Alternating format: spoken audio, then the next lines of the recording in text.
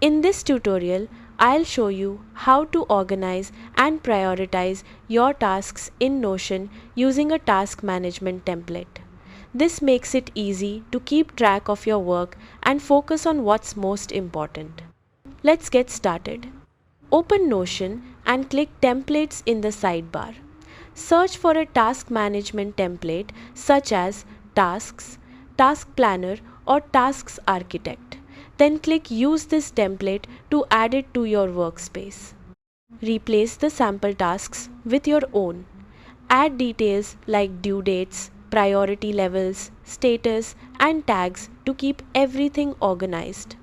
Use the priority property to label tasks as high, medium, or low, and update the status property as you work through your tasks, such as to do, in progress, and done.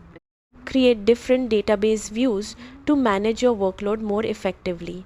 For example, use a board view to track task progress, a calendar view for deadlines, or a table view to see all your tasks at once. As new tasks come in, add them to the database and regularly update their priority and status to keep your workflow organized and up to date.